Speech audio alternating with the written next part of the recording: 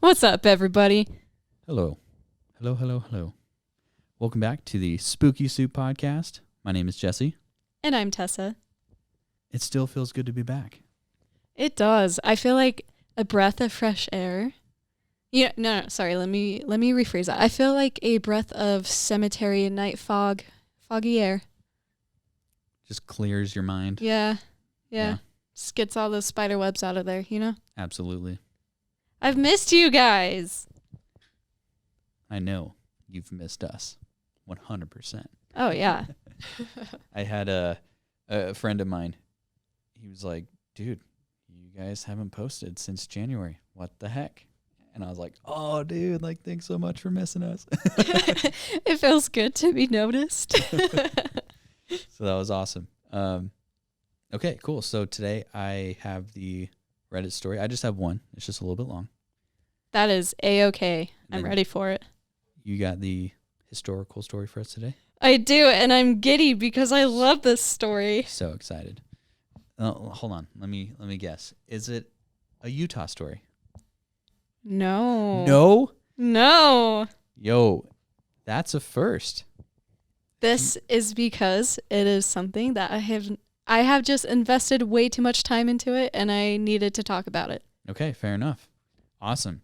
Well, I'm glad that you're spreading your wings, man. Oh, I'm going to quickly return to Utah soon. There's just too much here, you know? You got to cover it all. Okay, going for a short vacay. Okay. Yeah, a little detour. Sure. Okay, well, before we get started, just wanted to let everyone know that we started a TikTok recently. And on that, I wanted a platform for us to be able to share like shorter stories, stuff that we usually don't share on the podcast, like creepy pictures and stuff like that, all things spooky. You can check us out there, spooky.soup.podcast. I'm hoping I can update that username in the future if they'll let me. Also, real quick, any images that we post that relate to our stories, we will post those on our Instagram, so you can see them there. Also, if you want to send in your scary story, please do. You can email those to us at spookysouppodcast801@gmail.com, or you can DM those to us on our Instagram, Spooky Soup Podcast. Okay, you ready? I'm so ready. Okay, so this story is called A Bookshop, and it's posted by Reddit user u/extinctionburst14. That's it. Okay. All right. The wind kicked up leaves and small stones, blowing them aggressively across the sidewalk. Jared watched each one, stomping leaves with his steps as he made his way across town.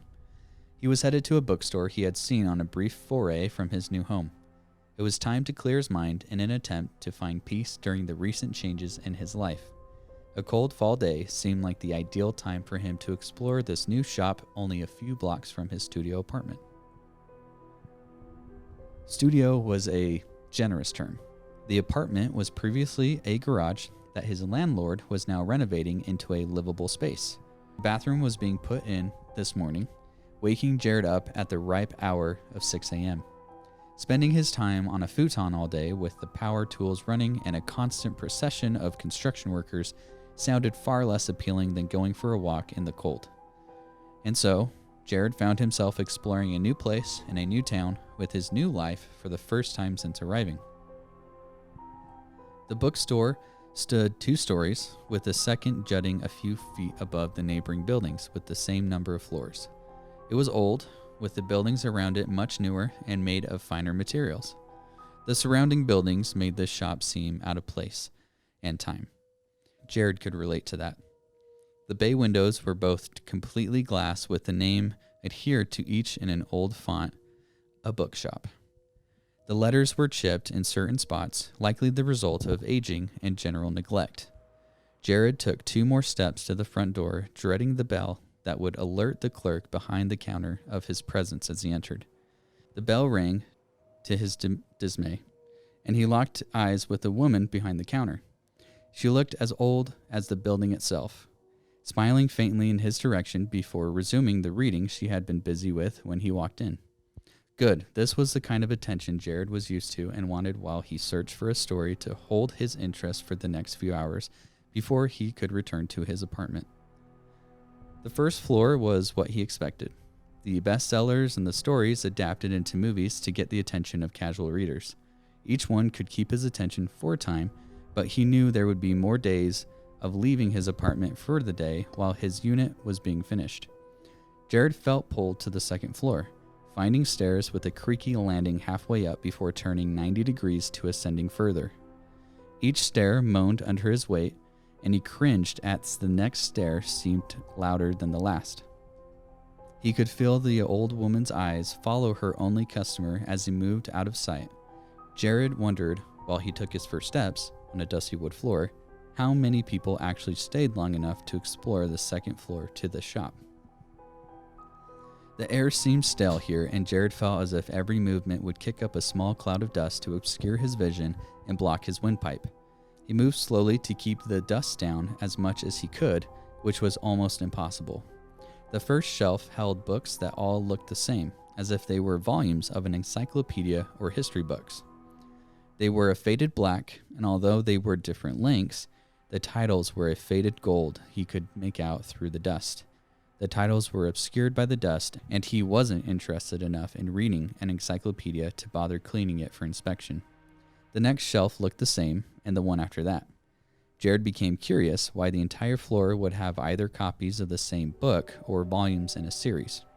He wiped his finger across the spine of the nearest book, revealing an author's name in gold lettering stretching the entire spine. The book to its left was the same, other than a different author's name on that spine. 3 more books, 3 more authors, but still no titles. He pulled a story written by Teresa Palmer off the shelf and opened to the first page, and that reads, "A small child came into this world, a girl. Her parents gazed fondly upon her and named her Teresa, after her grandmother. A good name, after a good woman. Her birth certificate read Teresa May Wesley, but that name would not last forever. In time, after marriage, she will be known as Teresa Palmer." Jared stopped. Teresa Palmer must be the title, not the author. That must mean the others were also titled after the main character of their story. It was odd that each one had the same binding and font. He chose another, titled Eric Meyer, and opened to the middle of the story. Eric slowed to a stop, a few houses down the street from Jane's. He had told his friends earlier that day that tonight was the night. He couldn't wait to see her. His eyes lit up when he saw her, clumsily emerging from the bushes of the neighbor's yard. He had ideas of what she would be wearing in his head, but she was still more beautiful than any image he could have thought up. She got in the car, and he kissed her deeply. They stared into each other's eyes for a long moment. Eric started the car, and in a moment was out of sight. Jared stopped again. Eric started the car, and in the moment was out of sight? He had assumed that the narrator was the author, not someone watching Eric and seemingly following him. The story made him uncomfortable, but he wanted to learn more about it before putting it down. He flipped forward. Eric and Jane went to a small dinner. They both were still living with their parents after high school and working odd jobs so they couldn't afford a fancy meal. Living with their parents, they still were sneaking away in Eric's car to have sex after a date. There was so much detail about the evening, but there was no other reference to the author being in the book until the end of the night. And it continues to say, Eric and Jane were awkwardly putting their clothes back on in the back seat of his small Pontiac. They stole glances at each other as they buttoned their shirts, smiles on their mouths and blushes on their cheeks. It was a shame their date had to fall on this evening, but I couldn't wait any longer. Jane was not meant to be involved, but it had to be now. I will make sure Eric knows it is his fault they would both meet this end. I began to approach, taking care to be silent, but they were focused on other things. When I reached the side of the car, I saw Jane's eyes grow wide. Eric saw her and turned to see me. We had made eye contact before, but only in glimpses as he fell asleep or while I watched him from the woods. He never thought what he had seen was real. Otherwise, he would not have come to a place where he was so vulnerable. We shared that stare, both of us cherishing in it in his final moments. He broke eye contact only once to look at the keys in the ignition, too far away to make a difference now. I grabbed him when he looked back and pulled him from the car. I lifted him, his feet dangling as I slipped my hand through his chest. The warm Jared couldn't read anymore. This wasn't the kind of story he had wanted.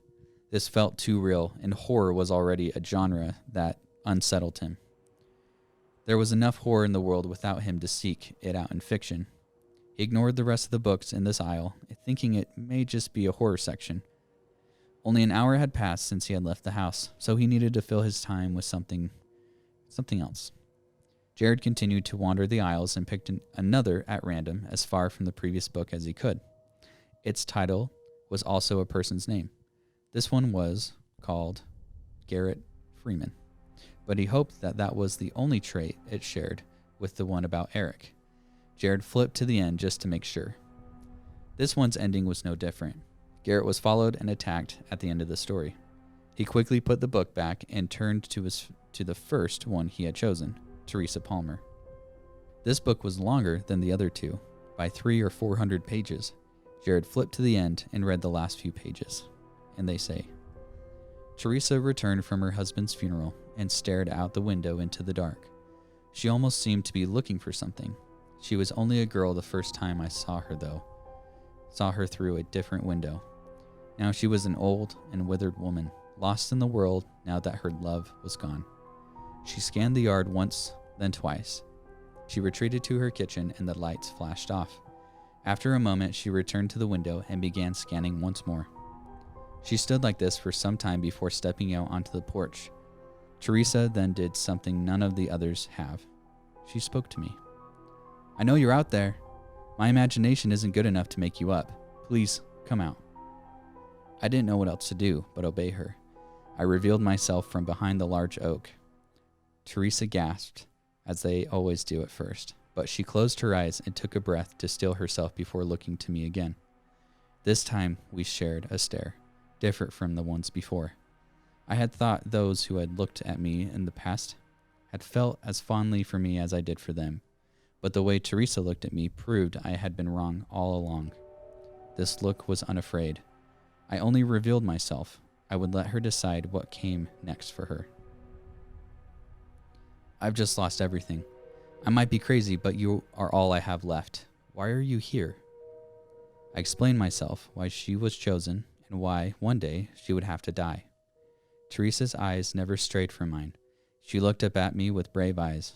I had seen her with this look before, but never directed at me. What are you? No one had ever asked me. Maybe they hadn't gotten the chance to. She was not satisfied with the idea that I did not know. Well, I guess it doesn't matter much. If my time is to come, and you're the one to do it, when will you do it? The night would not be for another year, and I had gone without feeding for a long time, but something about her made me explain that I could wait a little longer. Like I said, everything is gone. My husband was all I had left. I could go now if you were ready. I want this one's life to mean something. If I fed that night, it would only prolong my life. The night needed to be perfect if I wanted to use her body as my home for a while. Otherwise, I would remain in my true form even after. She waited. She waited 242 more days, and on the night we had agreed upon, she walked out on the porch for the last time. The porch I had seen her on so many times and most recently joined her. The process was quick, like she'd asked, and I will wear this one with pride as I carry on. That was the end of the story. This one was different, but something was the same between the books he had read. In each one, something was following the title character for what seemed like years. Jared looked around the dust-covered stacks. Was each one of the stories as descriptive as the last? Did each one end the same? And what kind of motivation is there to keep these stories in a bookshop? Jared began to feel uneasy being alone in the store. The stories were making him feel like he was being watched, and he felt it was time to go. As he came to the top of the stairs, He was startled to find the woman from the front counter at the landing below staring right up at him. She floated him the same weak smile she had given him earlier. "Need any help finding anything?" she said in a small voice.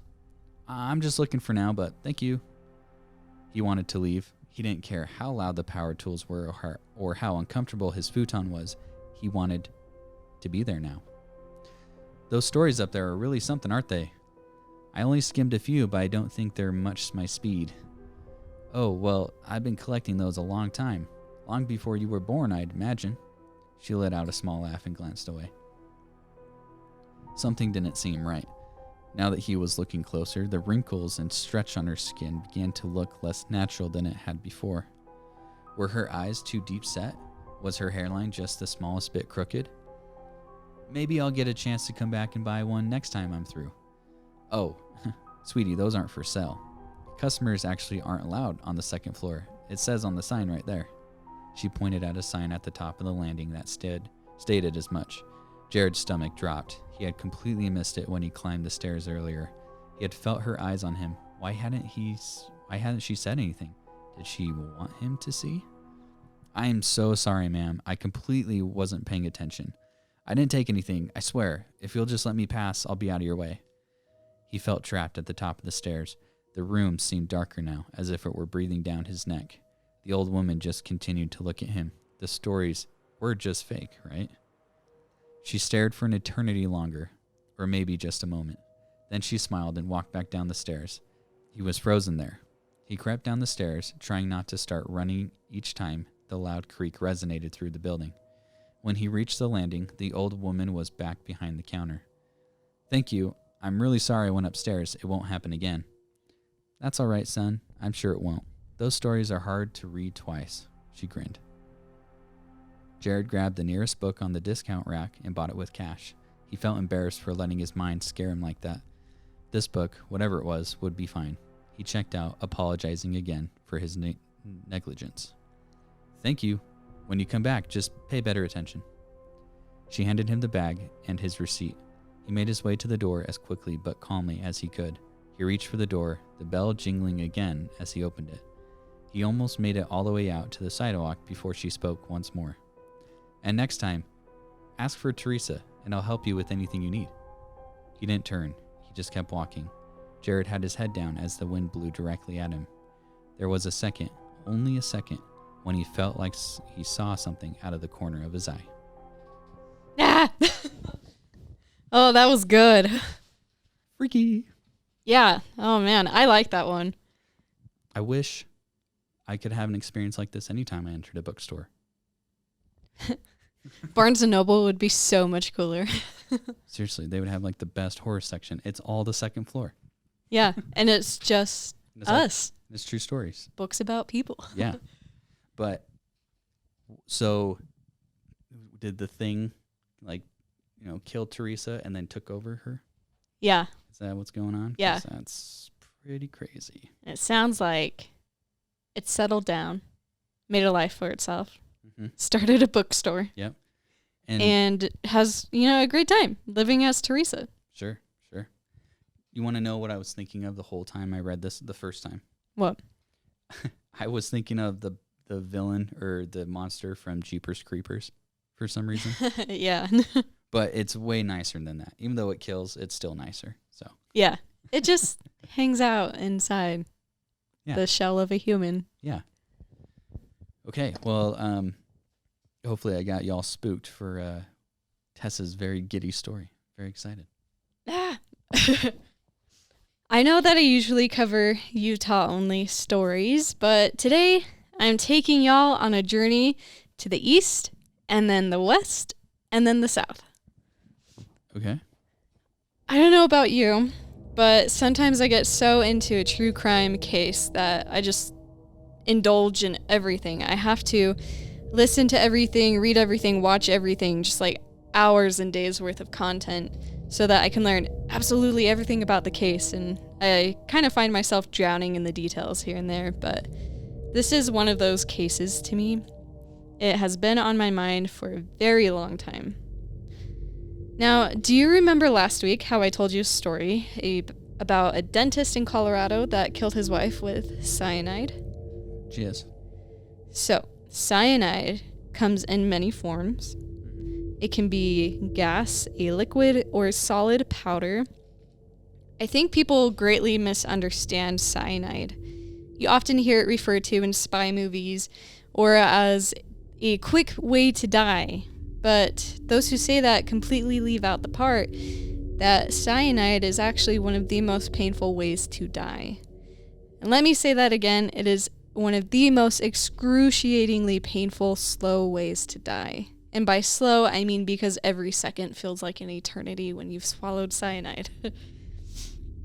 And the subject of today's story used cyanide as his killing method of choice. His name was none other than Reverend Jim Jones. Oh. I mentioned the Kool-Aid last week. I know. How did I know? I know. It caught me off guard, and I had to, keep myself from being like, oh my gosh, that's our story! But here we are. So, Jim Jones is responsible for one of the largest instantaneous mass murders in American history. Mm-hmm. And I want to preface the story by saying that I refuse to believe what happened to the people of Jonestown to be a mass suicide.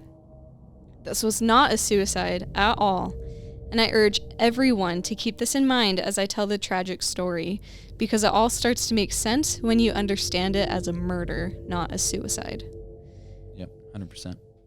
Every single member of Jonestown was a victim of Jim Jones, and I will die on this hill. And this is why. Jim Jones was born May 13th, 1931 in Indiana to his parents James Jones and Lynetta Putman. Now, things in Jim's life were really bad from the start. His father suffered severe lung damage due to chemical warfare used in World War I, and because of this, he wasn't able to work very long, and he wasn't able to hold a steady job. This put a lot of stress on the marriage, and on top of that, it's reported that Lynetta was a terrible mom, that she just left Jim to his own devices and didn't care what he did. Having grown up in a shack without running water or electricity, Jim's life was heavily impacted by the Great Depression. He grew up lacking the basics of survival, like having food readily available, a mentally stable home, and a reliable shelter. And what do people do when they experience a quote-unquote personal Great Depression?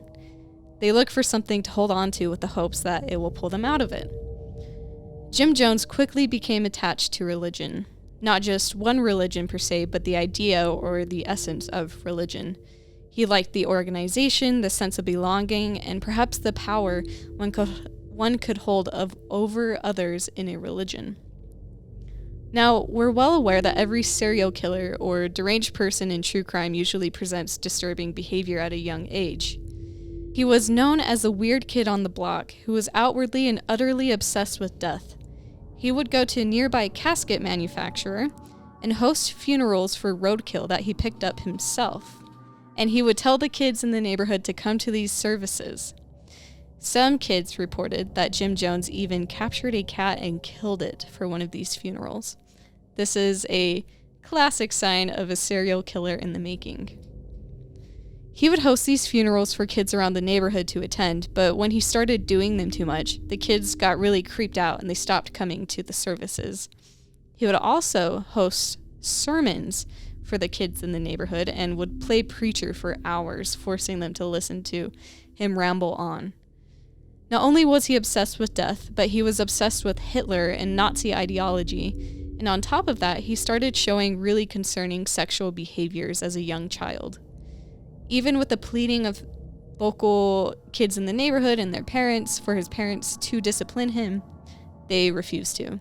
His dad just wasn't in a state to care, and his mom was just so hands-off. She didn't bat an eye at it. Right. Now here's a direct quote from Mr. Jones himself. "I was ready to kill by the end of 3rd grade. I mean, I was so aggressive and hostile, I was ready to kill. Nobody gave me love, any understanding. In those days, a parent was supposed to go with a child to school functions. There was some kind of school performance, and everybody's parent was there but mine. I'm standing there alone, always alone." This is where things start to get really interesting and where we start to connect the dots of just how this man acquired so many followers. Jones was disturbed with how African Americans were treated in his hometown.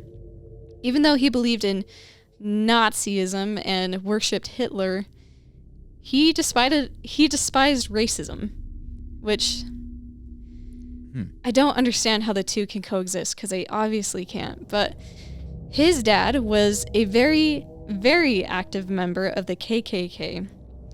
And because of this, Jim cut him out of his life, and he adamantly disagreed with his dad's racism. By the 1950s, Jones was married, and he was really starting to get involved with communism. So much so that the government kept a watchful eye on him, his wife, and his mother, who brought them to communist functions. He decided that in order to spread his ideas and appeal to the masses, he needed to use his ability to captivate a crowd and combine it with religion. Jones started a group called the People's Temple, and at the time it only attracted about 20 people from his previous ministering duties. Like, for example, he would go and preach and some people would start to follow him, but in the end he only ended up with 20 followers. He knew that he needed more followers if he was going to implement change of any kind, so he started preaching about race equality, integration, and even more so, recruitment. He focused so much on racial equality that he started to get a lot of attention, especially during this time, which was the 1950s in America. And it's important to note that he was a renowned and captivating speaker. Songs were written by him and gleefully sung by his choir of devoted followers.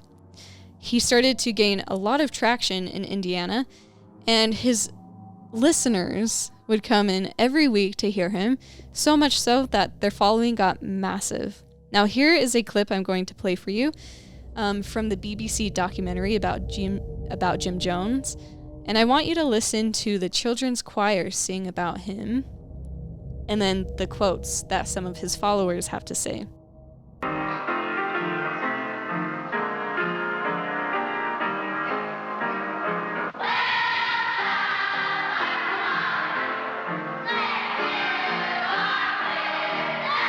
The first time I visited People's Temple, I drove at the urging of a friend and a co-worker to Redwood Valley. We all got suited down, neck tie and everything, and we were sharp. As soon as I walked in to the San Francisco Temple, I was home.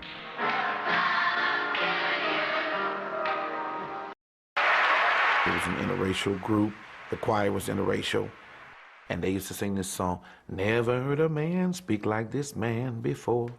Never heard a man speak like this man before. All the days of my life, ever since I've been born, I never heard a man speak like this man before."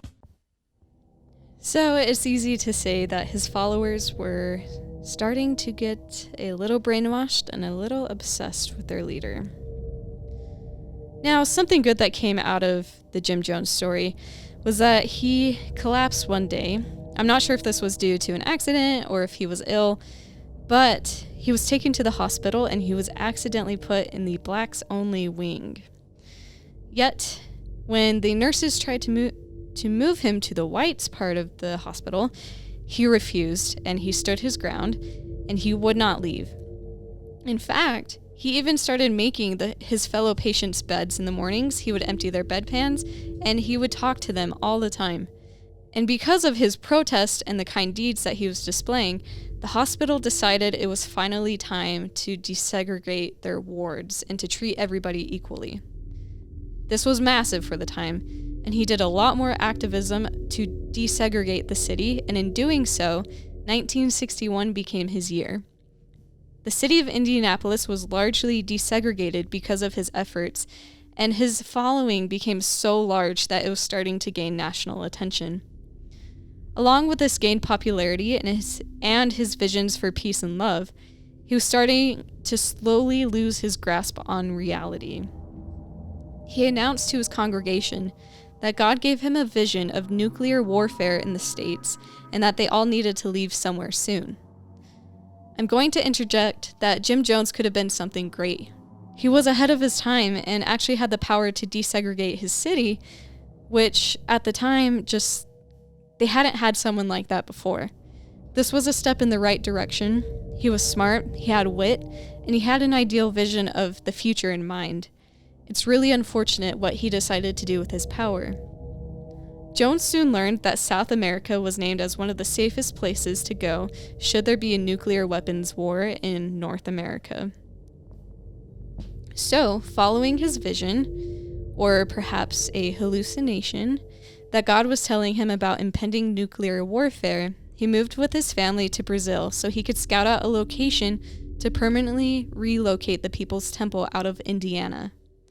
During his time away, he was researching local areas and trying to find a place that would be accepting of his ideas without revealing his communism and his Marxist ideals to the people. And as he was gone, the number of followers at the People's Temple back in the States dwindled enough so that Jones got word that they were going to collapse if he didn't return soon and revive his followers. Begrudgingly, he returned with a vengeance. Something snapped in Jones, and if he was going to be a leader and hold the power he so desperately wanted, he needed to be assertive. Keeping South America in the back of his mind, he professed to his congregation, who was slowly growing again, that God revealed they needed to move to California, so that's exactly what they did.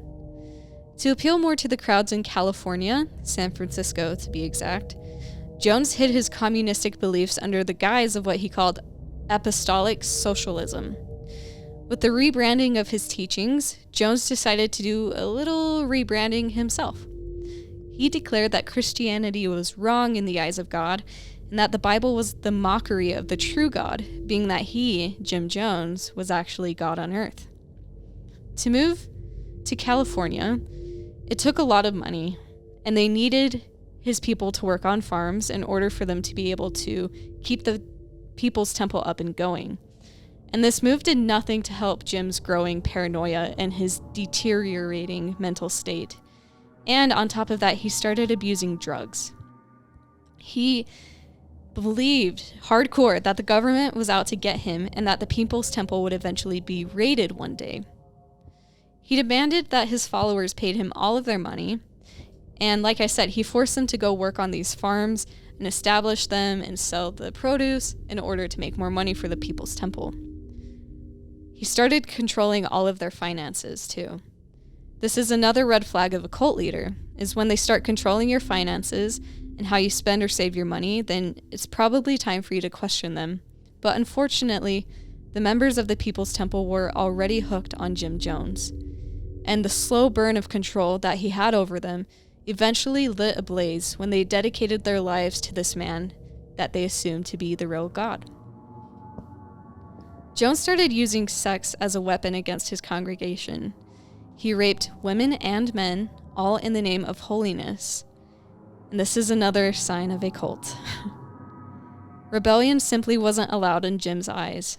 Those who rebelled were starved, forced to work really hard, and were even faced with massive public humiliation in front of the congregation, something we'll see a lot of later on in the story. By 1973, the People's Temple had over 2,500 members, and the number was steadily rising.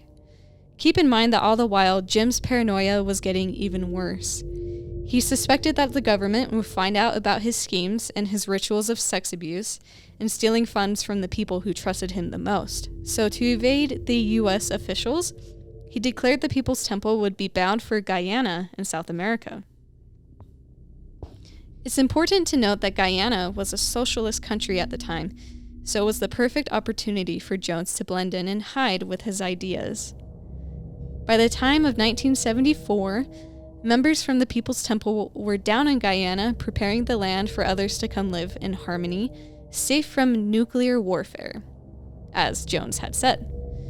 Jonestown was well underway, forests were being cleared, crops were being planted, shacks were being built, and at the center, a massive pavilion was being constructed where the members would frequently meet for sermons from their beloved God, Jim Jones. During this time, there was a leak from the People's Temple, and an article was published about the sexual abuse many of the people were suffering at the hands of Jim Jones, and this was his final straw. Jones promised his people that a socialist sanctuary was possible in Guyana, and he quickly moved them there. Upon their arrival, people were extremely underwhelmed with the so-called paradise Jim had promised. The bountiful crops, the lush greenery, and the easy living, while they were nowhere to be found. Once at the compound, life became excruciating for the people of Jonestown. They were forced to work extremely long hours under the Guyana sun, and there was little room for mistakes. They hardly had any sleep, and the food rations were dwindling.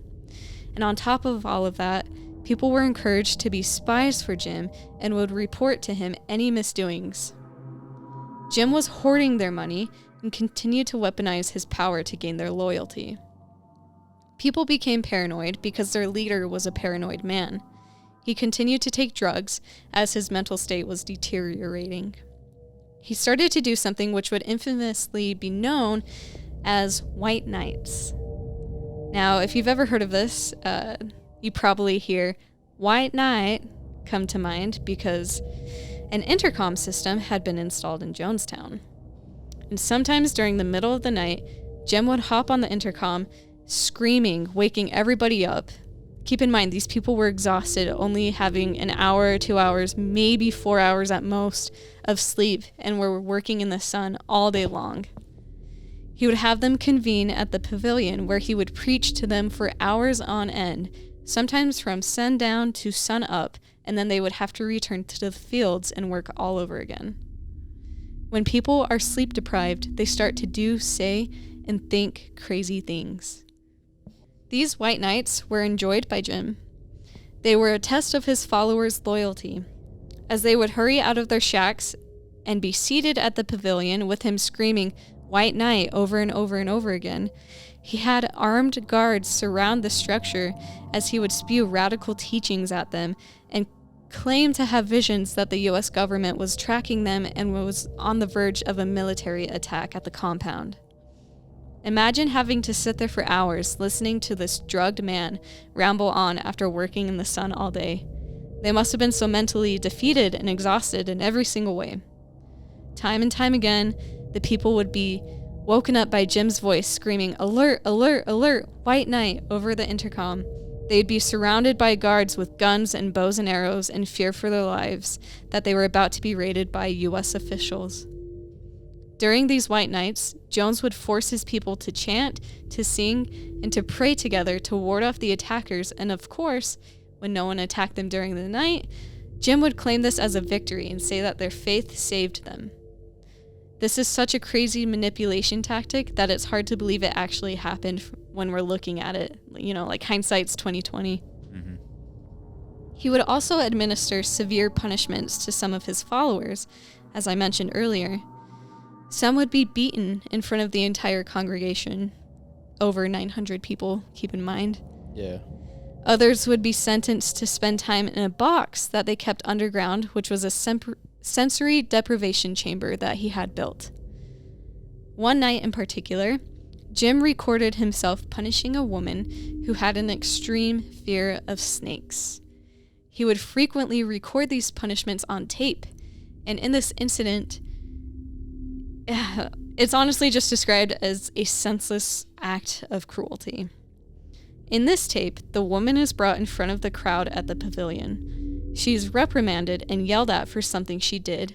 It's not entirely clear what she did, but I can only imagine it was maybe taking another ration of food. Yeah, or talking back to someone. Something minor. Mm-hmm.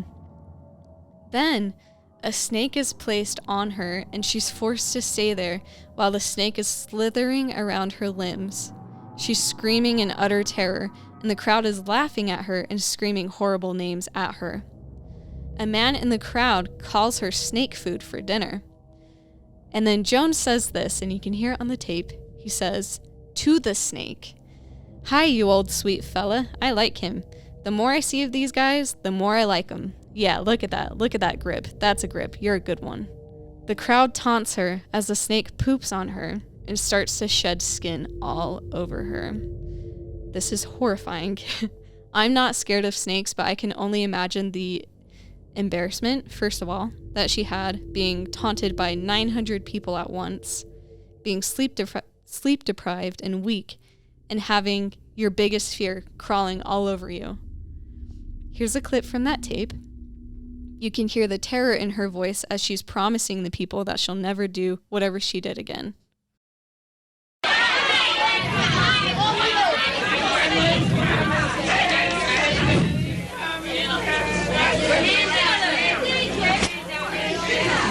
So this is the next. Turn around, look at the people. Turn around, look at the people.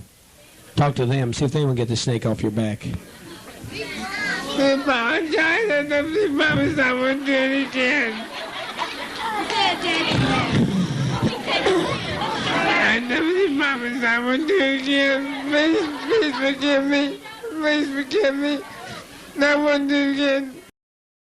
This just goes to show how brainwashed they all were by Jim, because any normal person would hear her pleas and would rush to help her, right?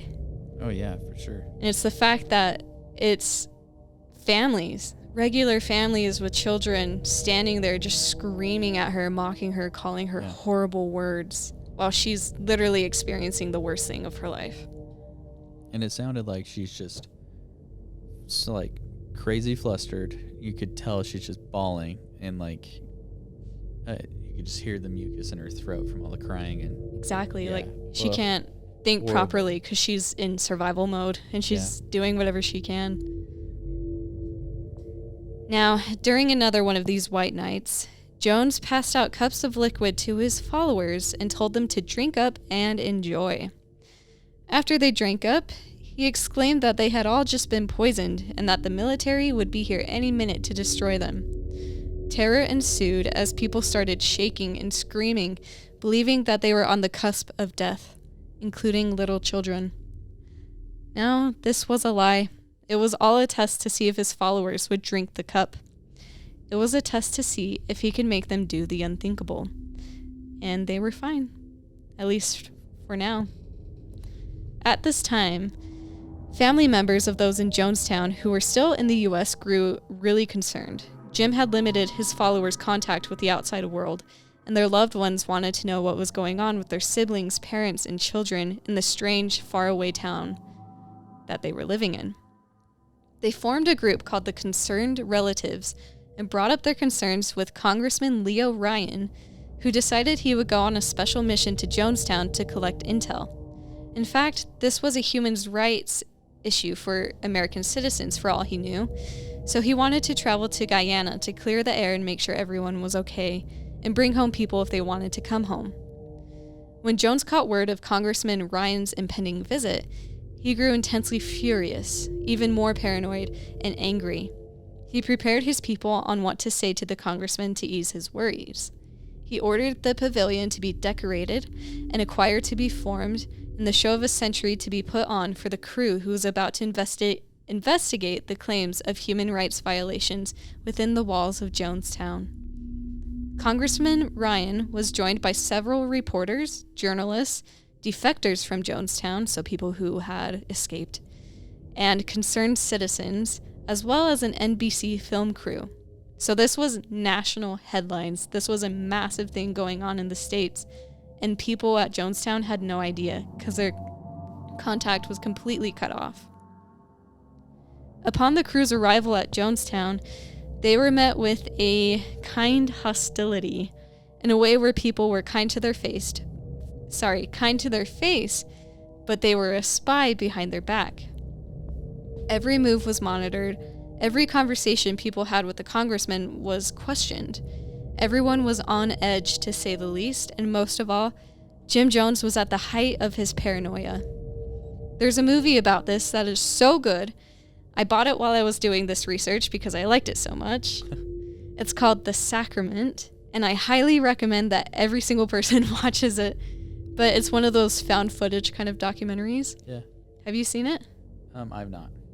So what happens is it's Vice. It's their news crew.